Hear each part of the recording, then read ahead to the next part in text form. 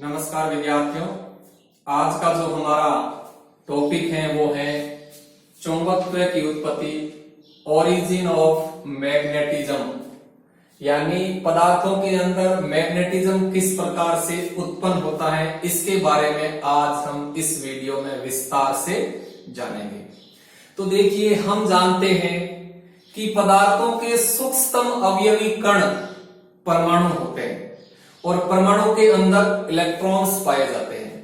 तो जिन परमाणुओं के अंदर अयुग्मित इलेक्ट्रॉन्स यानी अनपेयर्ड इलेक्ट्रॉन्स पाए जाते हैं, वे परमाणु एक सूक्ष्म चुंबक की भांति व्यवहार करते हैं और उन परमाणुओं के द्वारा चुंबकीय क्षेत्र उत्पन्न हो जाता है। तो देखिए कैसे।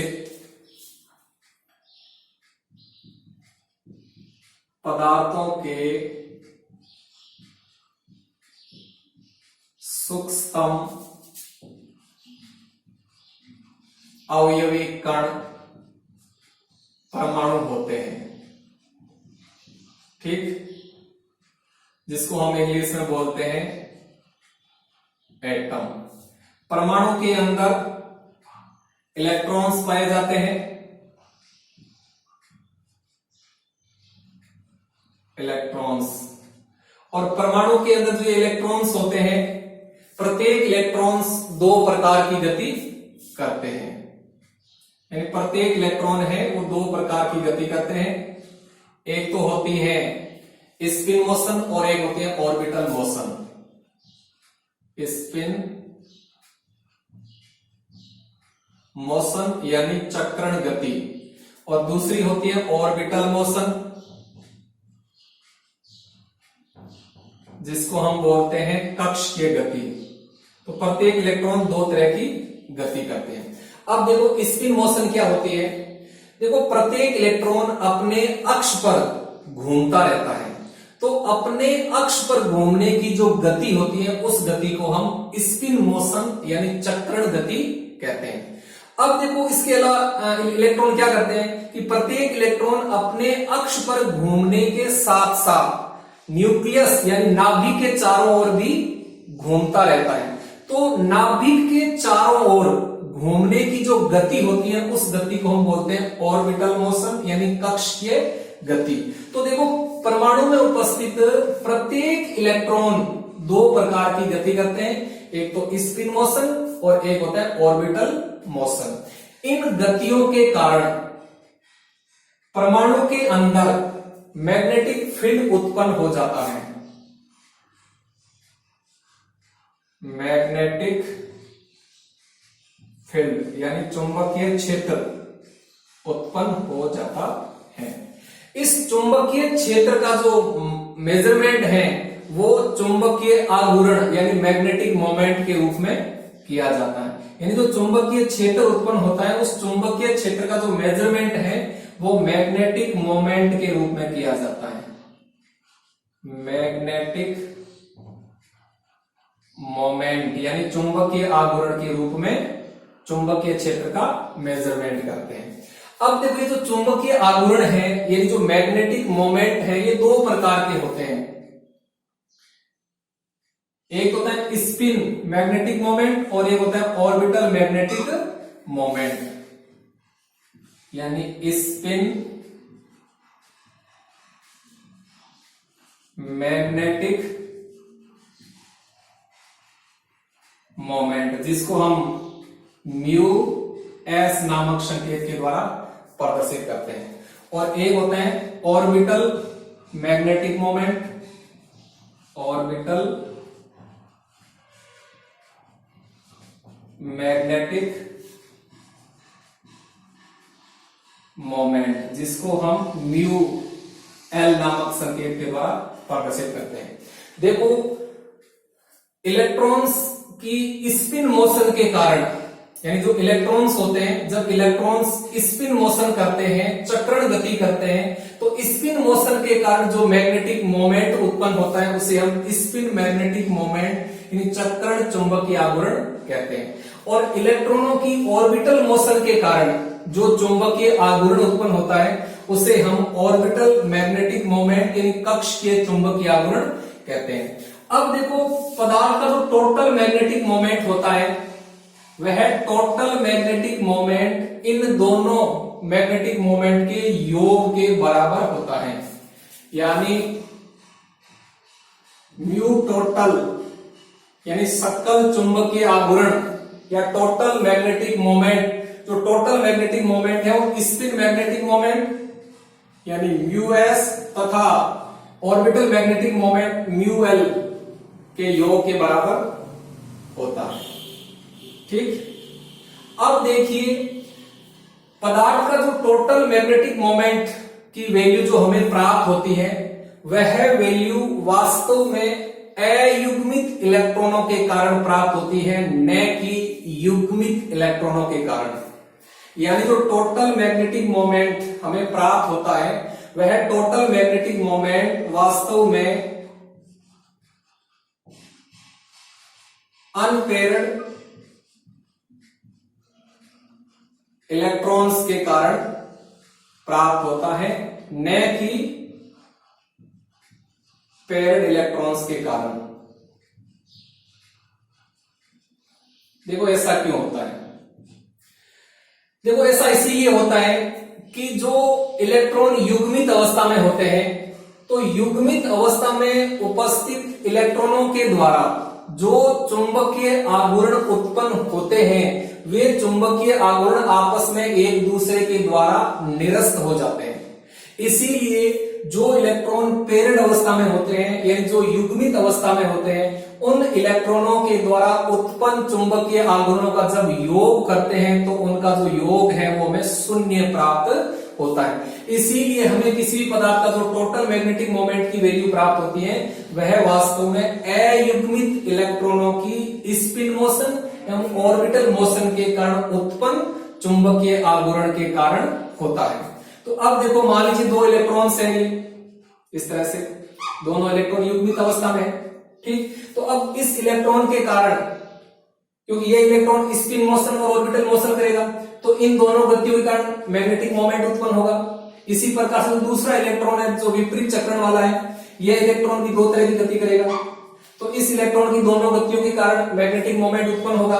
लेकिन जब इन दोनों इलेक्ट्रॉनों के द्वारा उत्पन्न मैग्नेटिक मोमेंट का आपस में योग करते हैं तो परिणामी मैग्नेटिक मोमेंट शून्य आता है।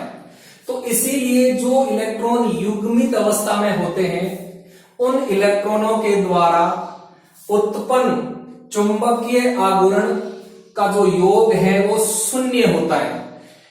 इसीलिए हमें जो किसी पदार्थ का मैग्नेटिक मोमेंट की वैल्यू प्राप्त होती है वह वैल्यू अयुग्मित इलेक्ट्रॉनों के कारण प्राप्त होती है, न कि युग्मित इलेक्ट्रॉनों के कारण।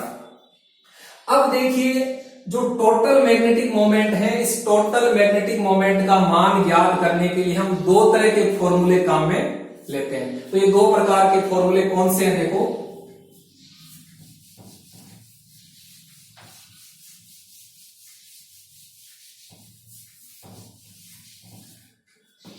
तो देखिए टोटल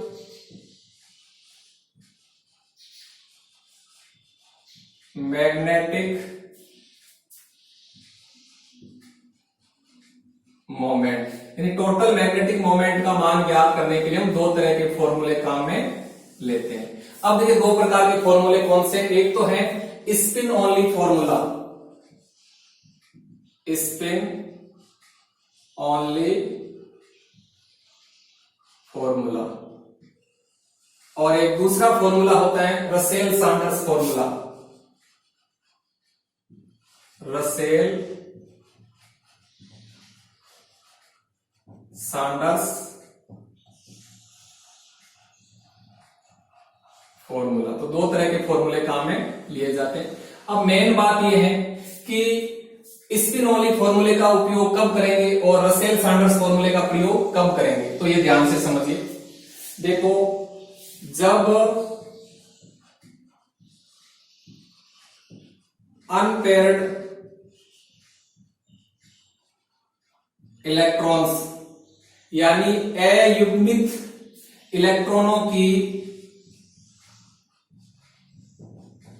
ऑर्बिटल मोशन यानी कक्षीय गति के कारण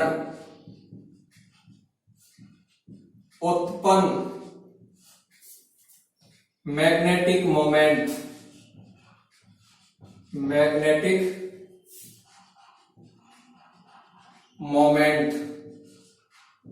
किसी कारण से निरस्त यानी शून्य हो जाता है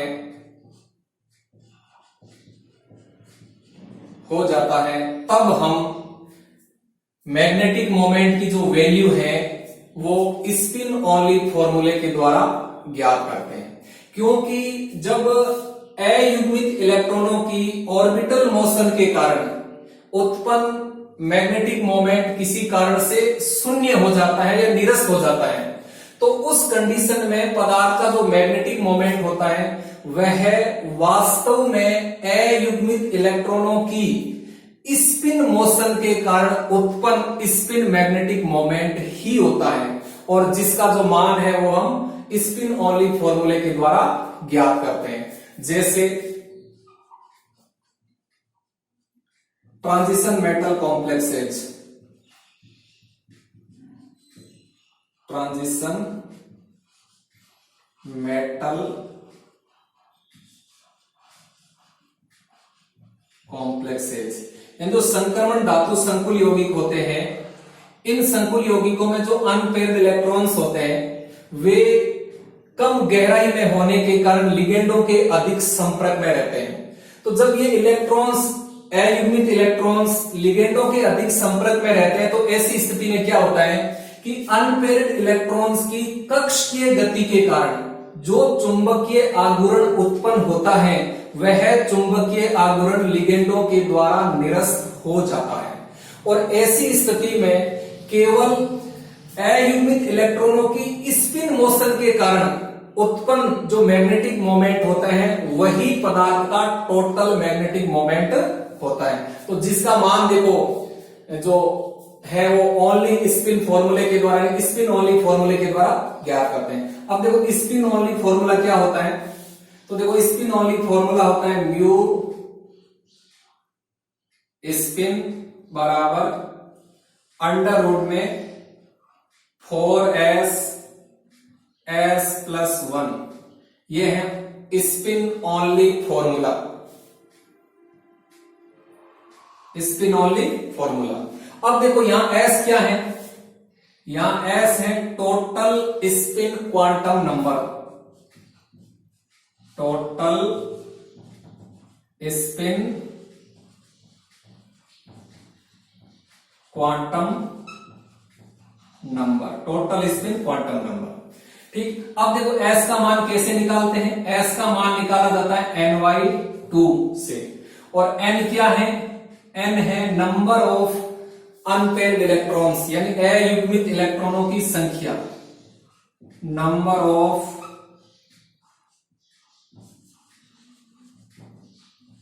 अनपेयर्ड इलेक्ट्रॉन्स, यानी अयुग्मित इलेक्ट्रॉनों की जो संख्या है वो n है, और n के जब 2 का भाग देते हैं तो हमें टोटल स्पिन क्वांटम नंबर प्राप्त हो जाता है।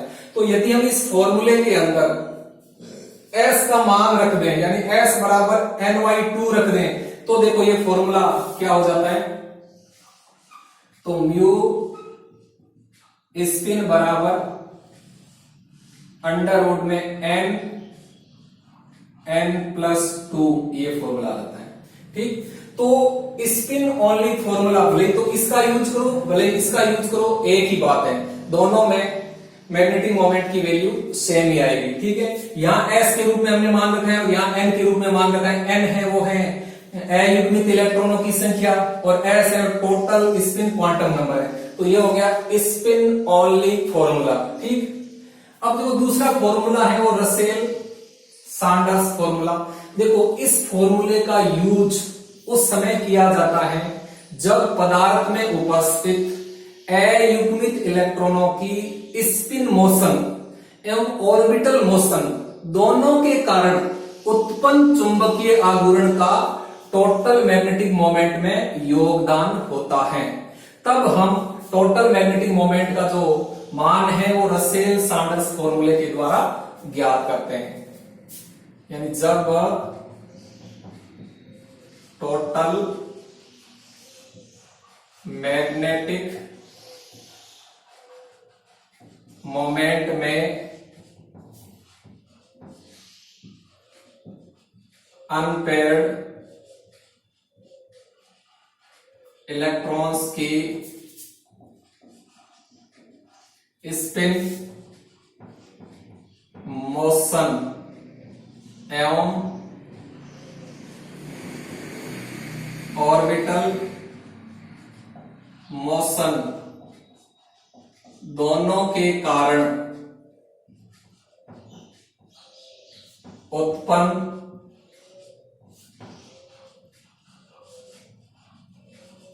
Magnetic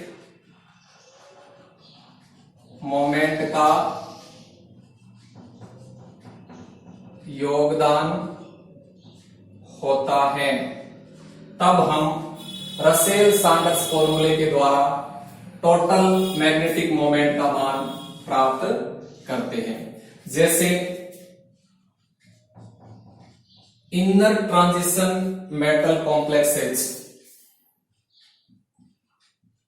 inner transition metal complexes के लिए जब हम मैग्नेटिक मोमेंट की वैल्यू ज्ञात करते हैं, चुंबकीय आघूर्ण का मान ज्ञात करते हैं, तो इनके लिए हम रसेल सैंडर्स फॉर्मूले का उपयोग करते हैं। क्योंकि इन संकुल यौगिकों के अंदर जो अनपेयर्ड इलेक्ट्रॉन्स होते हैं, जो अयुग्मित इलेक्ट्रॉन्स होते हैं, वो अपेक्षाकृत अधिक गहराई में स्थित होने के कारण लिगेंडों से रक्षित रहते हैं, लिगेंडों के कम संपर्क में रहते हैं। तो जब इलेक्ट्रॉन लिगेंडों के कम संपर्क में है तो उस कंडीशन में क्या होता है कि अयुग्मित इलेक्ट्रॉनों की ऑर्बिटल मोशन के कारण जो मैग्नेटिक मोमेंट उत्पन्न होता है वह लिगेंडों से निरस्त नहीं हो पाता है। और ऐसी स्थिति में हम इनके लिए जब टोटल मैग्नेटिक मोमेंट का मान ज्ञात करेंगे तो उस टोटल मैग्नेटिक मोमेंट में अयुग्मित इलेक्ट्रॉनों की स्पिन मोशन और ऑर्बिटल मोशन दोनों के कारण उत्पन्न चुंबकीय आघूर्ण का योगदान होता है। अब देखो रसेल सैंडर्स फॉर्मूला क्या होता है। देखो रसेल सैंडर्स फॉर्मूला होता है mu total is equal to g under root में जे प्लस 1। ये रसेल सैंडर्स फॉर्मूला होता है। अब देखो इसके अंदर एक तो जी है और एक जे है। तो देखो जी क्या है, जी है land splitting factor, land splitting factor. और एक जे, देखो जे क्या, जे है total angular momentum quantum number या रिजल्टेंट, एक ही बात है, resultant angular momentum quantum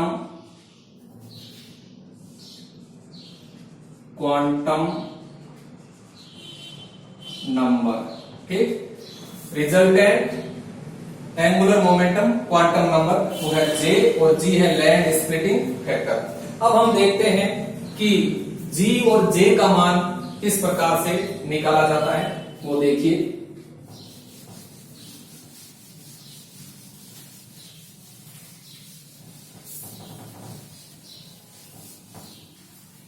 land splitting factor,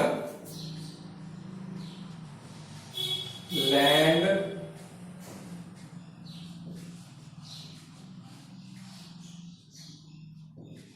splitting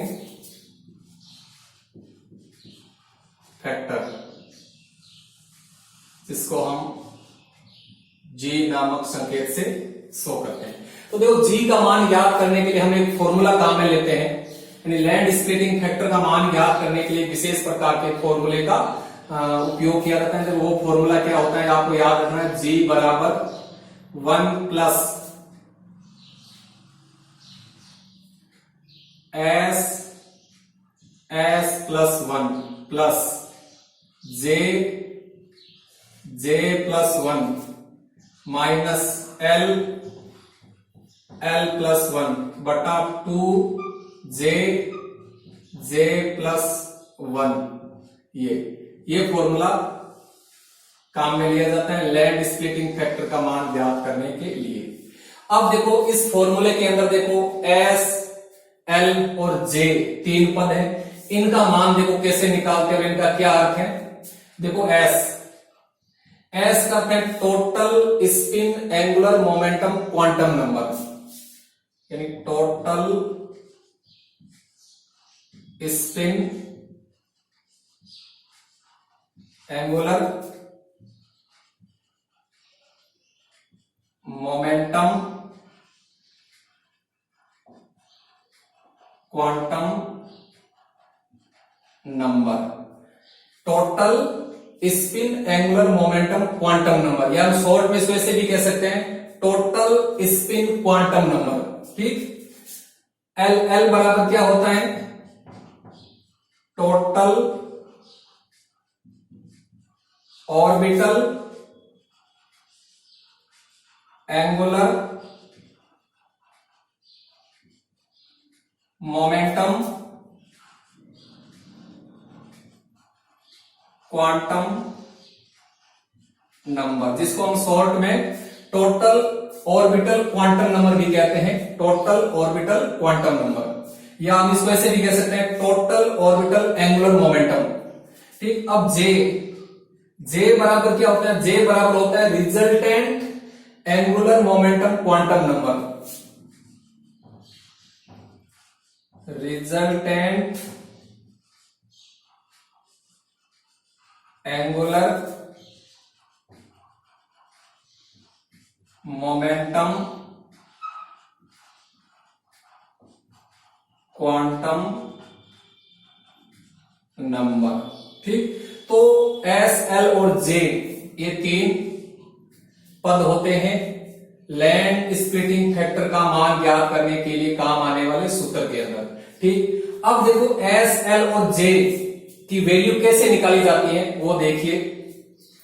मान लीजिए अपने पास में एक उपकोष है F3, यानी अपने पास कोई भी उपकोष हो सकता है, एस, पी, डी, एफ, इनमें से कोई सा भी हो सकता है, उससे हमें कोई लेना देना नहीं, हमें इनके मान निकालने आने चाहिए। एस, एल और जे इन total spin angular momentum quantum number, total orbital angular momentum quantum number और resultant angular momentum quantum number, इनके मान कैसे निकाले। तो हमने यहाँ एफ उपकोष लिया देखो, और एफ उपकोष के अंदर 3 इलेक्ट्रॉन्स हैं, तो इसके लिए हम एस, एल और जे का मान निकालना चाहते हैं। देखिए ध्यान से, सबसे पहले हम देखते हैं कि जो एफ उपकोष है, एफ उपकोष के अंदर हम जानते हैं कि 7 कक्षक होते हैं। कितने कक्षक होते हैं? 7। एफ उपकोष में 7 कक्षक होते हैं, तो ये 7 कक्षक हो गए। और इन 7 कक्षकों के चुंबकीय क्वांटम संख्या का मान होता है, तो वो मान देखो क्या होता है, -3 +2 +1 0 -1 -2 और -3। ठीक, तो ये हमने लिख दिया। तो अब हम क्या करेंगे, इस एफ उपकोष के अंदर जो 3 इलेक्ट्रॉन्स हैं वो हुंड के नियमानुसार भर देते हैं। तो देखो अब इलेक्ट्रॉन कहां से भरेंगे, इलेक्ट्रॉन इस साइड से नहीं भरेंगे, इलेक्ट्रॉन उस साइड से भरेंगे जहां से आपने प्लस वाली चुंबकीय क्वांटम संख्या लिख रखी है। तो प्लस वाली इधर लिखी है, +2 +3 +1, तो हम यहां से इलेक्ट्रॉन भरना शुरू करेंगे, पहला इलेक्ट्रॉन, दूसरा इलेक्ट्रॉन और तीसरा इलेक्ट्रॉन। ठीक, इतना करने के बाद चाहे आपको कोई भी उपकोष दिया गया है, भले एस दिया है, भले पी दिया है, भले डी दिया है, भले एफ दिया है, तो अब कोई सा भी उपकोष आपके पास हो सकता है एस, पी, डी, एफ में से। तो आपको सबसे पहले उस उपकोष में कितने कक्षक है वो बना लीजिए और उन कक्षकों में हुंड के नियमानुसार इलेक्ट्रॉन भर दीजिए। अब देखो हम क्या करते हैं, सबसे पहले एस का मान निकालते हैं। देखो एस की वैल्यू क्या आ जाएगी, तो एस का मान निकालना चाहते हैं, देखो तो एस बराबर क्या हो जाएगा, एस का मान आता है ny2, ठीक। जहां एन क्या है, एन है अयुग्मित इलेक्ट्रॉनों की संख्या। तो आप देख लीजिए कि उसमें अयुग्मित इलेक्ट्रॉन्स कितने हैं, तो 1 2 3, यहाँ 3 अयुग्मित इलेक्ट्रॉन है, तो एन का मान 3 है। तो जब एन का मान 3 है तो अपना एस का मान आ जाएगा 3/2। तो इस तरह से हम एस की वैल्यू आसानी से निकाल सकते हैं। आप सबसे पहले आपको जो उपकोष दिया गया है और उस उपकोष में जो कक्षक हैं, उन कक्षकों में जो आपने इलेक्ट्रॉन भरे हैं उनमें से देख लो आप अयुग्मित इलेक्ट्रॉन्स कितने हैं, उनको काउंट कर लो और उनमें 2 का भाग दे दो, तो आपको एस की वैल्यू प्राप्त हो जाती है। वैसे आप एस की वैल्यू देखो ऐसे भी निकाल सकते हैं। देखो यहाँ 3 इलेक्ट्रॉन है, इस इलेक्ट्रॉन के लिए स्पिन प्लस हाफ होता है, इसका प्लस हाफ होता है, इसका प्लस हाफ होता है, तो प्लस हाफ और प्लस हाफ 3 बार जोड़ोगे तो 3/2 ही आता है। तो इस तरह से हम एस का मान निकाल लेते हैं। अब देखो हम निकालते हैं एल का मान। तो एल का मान कैसे निकालते हैं, देखो एल का मान निकालने के लिए क्या करते हैं, हम एल का मान निकालने के लिए फॉर्मूला काम में लेते हैं, एल बराबर ml, ठीक, एल बराबर ml। तो अब ml ये देखो यहाँ कितने कक्षक है, 1 2 3 4 5 6 7 कक्षक है। तो हम क्या करेंगे, एल बराबर क्या लिखेंगे, एल बराबर ml1 plus ml2 plus ml3 plus ml4 plus ml5 plus ml6 plus ml7, इस तरह से हम लिख देते हैं। अगर 1 है तो 1 बार लिख दो, 2 है तो 2 बार लिख दो, 3 है तो 3 बार लिख दो, 4 है इस तरह से। जैसे हम देखते हैं एस उपकोष है तो उसमें 1 ही कक्षक होता है, पी उपकोष में 3 कक्षक होते हैं, डी उपकोष में 5 कक्षक होते हैं और एफ उपकोष में 7 कक्षक होते हैं। तो हमने 7 बार लिख दिया। अब देखो एल की वैल्यू कैसे प्राप्त करेंगे, देखो एल बराबर, अब आपको क्या करना है कि जो चुंबकीय क्वांटम संख्या का जो मान है और जो इलेक्ट्रॉनों की संख्या है उनको आपस में गुणा करना है, ठीक है, और बाद में सभी को आपस में जोड़ देना है। तो देखो यहां हम क्या करेंगे, +3 को 1 से गुणा करेंगे तो आ जाएगा 3, ठीक। इसके बाद दूसरा ले लो कि +2 को 1 से गुणा करो तो 2, ठीक। अब +1 को 1 से गुणा करो तो 1, ठीक। अब 0 को यहाँ 0 इलेक्ट्रॉन 0 से गुणा करेंगे तो 0 आ जाएगा, ठीक। अब -1 को भी 0 से गुणा करेंगे तो यहाँ 0 आ जाएगा, ठीक। यहाँ भी देखो 0 इलेक्ट्रॉन है, 0 इलेक्ट्रॉन को -2 से गुणा करेंगे तो 0 आ जाएगा, ठीक। यहाँ देखो -3 को 0 से गुणा करेंगे तो 0 आ जाएगा, ठीक। अब इन सबको जोड़ दीजिए, तो हम जब सबको जोड़ देंगे तो L बराबर हमारा आ जाएगा 6। तो इस तरह से हम इस फॉर्मूले के द्वारा किसी भी उपकोष के लिए L का मान आसानी से निकाल सकते हैं। यानी L बराबर ml का फॉर्मूला लगा करके हम L की वैल्यू निकाल लेते हैं। तो ये अपने पास L का मान आ गया और ये अपने पास S का मान आ गया। अब देखो हमें J का मान ज्ञात करना है। तो J का मान ज्ञात करने तो फॉर्मूला क्या होता है, ध्यान रखना, J बराबर होता है L + S, ठीक। यानी J बराबर L + S भी हो सकता है या J बराबर L - S भी हो सकता है, ठीक। अब ध्यान से सुनना कि J बराबर L + S का प्रयोग कब करेंगे, जब आपको जो उपकोष दिया गया है वह उपकोष अर्ध भरा या अर्ध भरे से अधिक है, यानी या तो अर्ध भरा हुआ है या अर्ध भरे से अधिक है, तो उस कंडीशन में आपको J बराबर L + S वाला फॉर्मूला लगाना है, J बराबर L + S।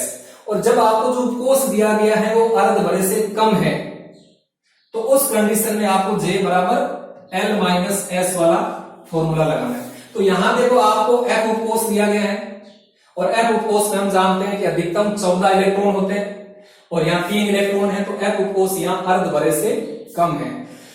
तो जब उपकोष अर्ध भरे से कम होते हैं तब हम इस फॉर्मूले का प्रयोग करते हैं, J बराबर L - S। तो देखो यहाँ J का मान निकाला, J बराबर L - S। तो L का मान कितना है, 6 और S का मान कितना है, 3/2। तो इसको सरल कर दीजिए, तो इसको जब सरल करोगे तो एलसीएम आ जाता है 2, तो ये कितना आ गया, 6 × 12, ये -3। तो देखो यहाँ आपकी J की वैल्यू कितनी आ जाती है, J की वैल्यू आ जाती है 9/2। तो इस तरह से J की वैल्यू निकल जाती है, ठीक। अब अपने पास S, L और J की वैल्यू है, तो इन तीनों के मान जब हम इस फॉर्मूले में रखेंगे तो हमें लैंड स्प्लिटिंग फैक्टर की वैल्यू प्राप्त हो जाएगी। और जब हमें लैंड स्प्लिटिंग फैक्टर की वैल्यू प्राप्त हो जाएगी तो उसकी सहायता से हम टोटल मैग्नेटिक मोमेंट का जो मान है वो आसानी से निकाल सकते हैं। G बराबर अंडर रूट में J प्लस 1, यानी जब अपने पास G की वैल्यू है और J की वैल्यू है तो इस फॉर्मूले में मान रख देंगे इन दोनों के, तो हमें टोटल मैग्नेटिक मोमेंट प्राप्त हो जाता है।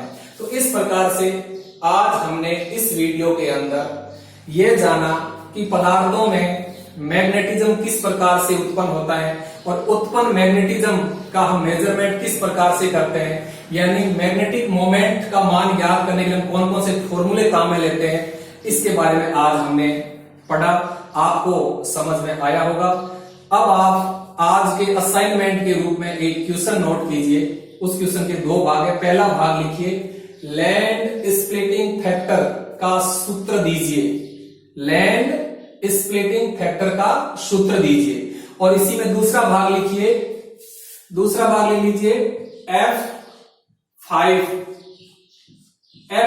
के लिए लैंड स्प्लिटिंग फैक्टर का मान ज्ञात करो।